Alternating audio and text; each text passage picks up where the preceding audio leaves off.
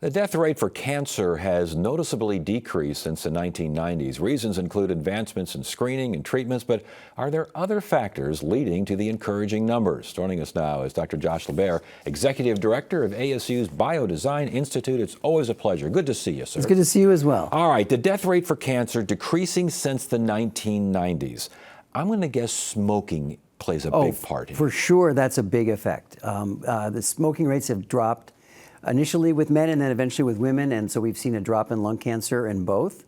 But we're seeing it in a lot of cancers. We're seeing breast cancer mortality going down, colon cancer mortality going down. Screening, what's going on here? Yeah, I think those are that's a big effect, right? So we know that the earlier we detect cancer, the better chance we have of curing it. And so we do mammography for women for breast cancer. We do colonoscopies for people for colon cancer. So that's without a doubt a big effect. Are those the two biggies as far as screening is concerned? The most important, maybe not the most important, but the screenings that have the best impact? I would say, I think prostate cancer with the PSA test is also an effect. And more recently now, people are beginning to do CT scans in heavy smokers, and that may also lead to a benefit as well, although not as clear as the others. CT scans looking for cancer anywhere or mostly lungs? Lungs in the heavy smokers, yeah. Okay. Those are, screenings and things. Let's talk about treatment, because we talk a lot about treatment on this show. Right. We've had so many, and they seem like they're always encouraging stories. Why these advancements? What's going on out there? Right. So it's been a long road. The war on cancer started in the mid-'70s, and people have put a lot of time and effort, a lot of research in universities to try to understand the molecular pathways that cause cancer.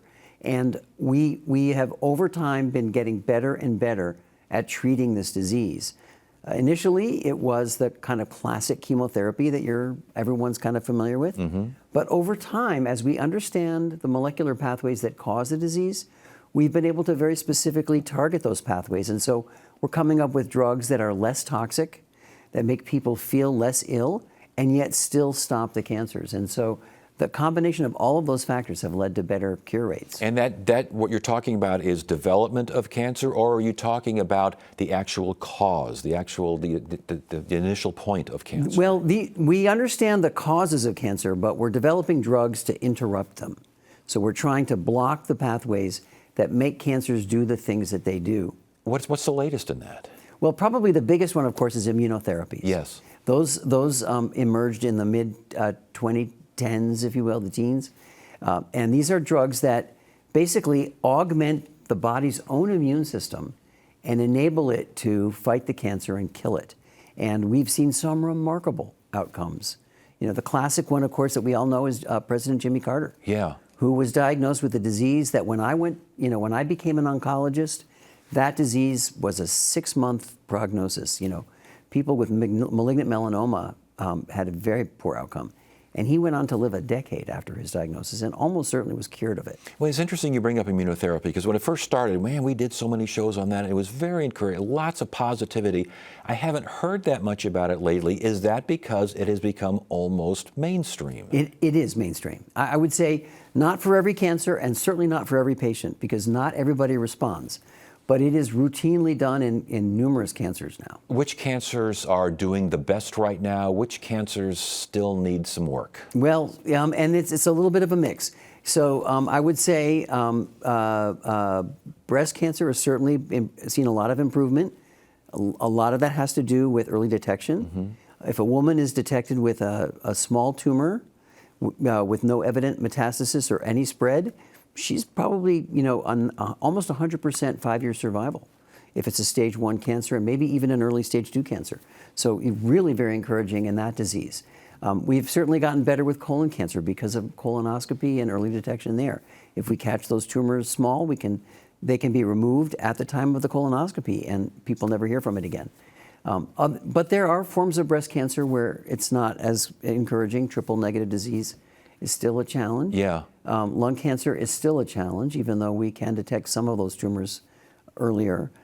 Pancreatic cancer is a very difficult cancer to treat. Yeah, and again, this sounds like detection is playing a big part in the treatment. But once these things are detected, are there treatments that that some cancers seem like they're more amenable to as opposed to others? Yes, I mean, again, Some of the tumors like the breast cancer, there are good regimens for that.